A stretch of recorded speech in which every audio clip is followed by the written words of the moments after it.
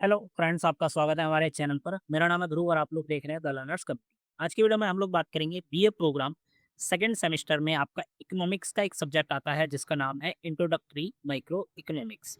ठीक है, आज की वीडियो में हम इस सब्जेक्ट के पिछले 4 बार के जो क्वेश्चन पेपर थे उन क्वेश्चन पेपर्स में से मोस्ट रिपीटेड क्वेश्चंस को लेकर आए हैं।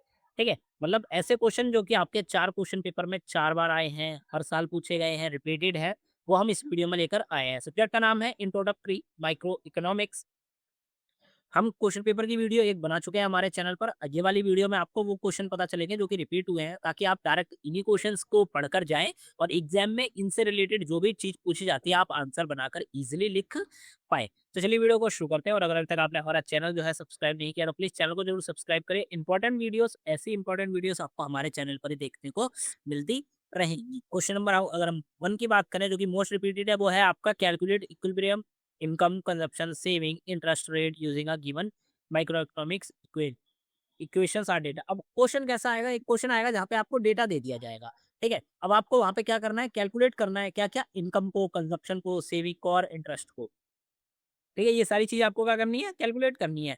और डेटा दिया जाएगा आपको अलग-अलग तरीके का, कंजप्शन के बारे में थोड़ा-सा दे दिया, ठीक है, इंटरेस्ट के बारे में दे दिया, या फिर आप कह सकते हैं कि इनकम के बारे में दे दिया। ये डेटा आपको दिया जाएगा। ये वाला क्वेश्चन आपका 4 टाइम रिपीटेड क्वेश्चन है, ठीक है? अगर आपको क्वेश्चन देखना है तो क्वेश्चन पेपर जो हमारी वीडियो है उसमें जाके देख सकते हैं। 4 बार ये क्वेश्चन आपसे रिपीटेडली पूछा गया। आप देख सकते हैं किस-किस तरीके से पूछा गया। जैसे कि आपको 3 सेक्टर के डेटा दे दिया गया और कहा गया कि भई फाइंड करो किसको, नेशनल इनकम को, कंजप्शन को, सेविंग को और लीकेज को। ये सारी चीज़ आपको करनी है। एक क्वेश्चन में गिवन इक्वेशन, ये इक्वेशन दे दी गई थी, इसमें आपको इक्विलिब्रियम जो है उसको फाइंड आउट करना है। फिर एक में पूछा गया आपसे कि डिटरमाइन करना है किस चीज़ को, equilibrium income and interest rate simultaneously, दोनों को एक साथ निकालना है। And can employment be achieved by increasing government expenditure. ठीक है, गवर्नमेंट का अगर एक्सपेंडिचर जो है वो इंक्रीज होता है तो क्या एम्प्लॉयमेंट, ज्यादा से ज्यादा लोगों को जॉब मिल पाएगी, इससे रिलेटेड आपको यहाँ पे बताना है। और फिर लास्ट क्वेश्चन भी आपका इक्वेशन बेस्ड है। यहाँ पे इक्वेशन दिया गया है और फाइंड करना है कि किसको, वाई को और आर को। ये दोनों चीजें आपको फाइंड आउट करनी है। क्वेश्चन नंबर आपका 2 आता है। क्वेश्चन नंबर 2 है कि explain the circular flow of income in closed end या और open economics including the expenditure method of measuring national income.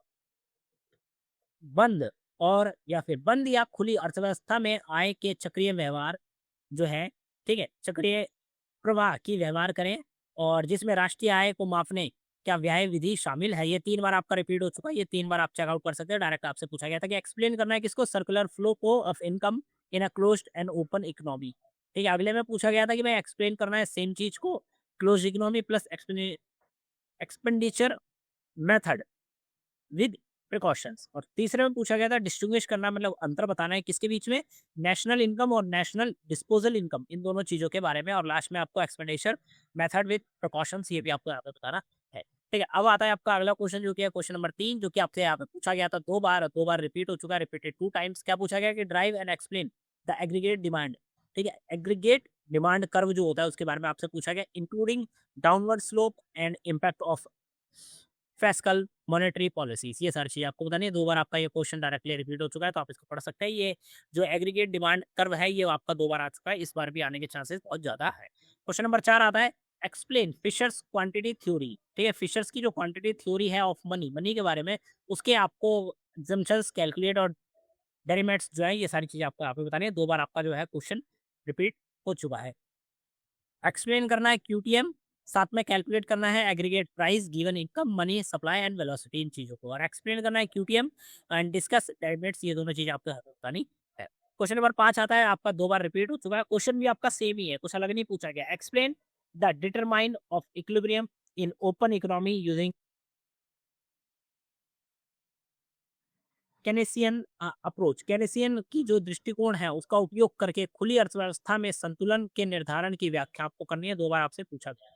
ठीक है, अब वो क्वेश्चन आ जाते हैं जो कि आपसे बार बार पूछे गए हैं एक एक बार। क्वेश्चन आता है कि explain the step involve in estimating GDP by income approach और reconcile the 3 method of measuring national income. ये आपको यहाँ पे बताना है। क्वेश्चन नंबर 2 आपसे पूछा गया है, explain money market equilibrium and mechanism by which decrease in money supply affect interest rate. कि भाई मार्केट में अगर जो मनी है वो कम हो जाता है तो वो क्या फर्क पड़ेगा उससे, आपका जो इंटरेस्ट रेट है उस पे। ठीक है, इंटरेस्ट रेट पे क्या फर्क पड़ेगा मनी सप्लाई का। ठीक है, ये आपको यहाँ पे बताना है। फिर क्वेश्चन नंबर 3 आता है कि एक्सप्लेन करना है किसको effect of changes in fiscal policy equilibrium income and output and distribution between budget surplus and full employment budget surplus. ये दोनों चीज़ आपको बतानी है। क्वेश्चन नंबर 4 आता है कि डिफाइन करना है किस चीज़ को money multiplier and explain the commercial bank credit creation has multiple effect multiplier effect on a money supply पे भाई जो भी कमर्शियल बैंक होता है उसका क्रेडिट क्रिएशन पे क्या होता है इफेक्ट होता है। तो ये आपका बताना है।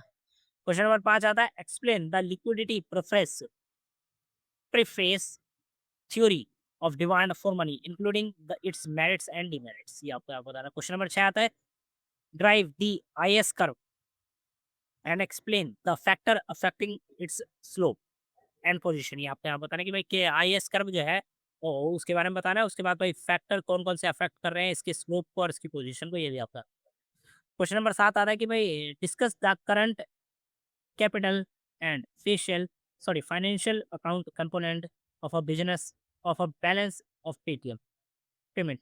भुगतान संतुलन के चालू पूंजी और वित्तीय खाते के घटक के ऊपर आपको चर्चा करनी है। क्वेश्चन नंबर 8 आता है कि शॉर्ट नोट लिखना है किस पे, मॉनेटरी पॉलिसी के ऊपर।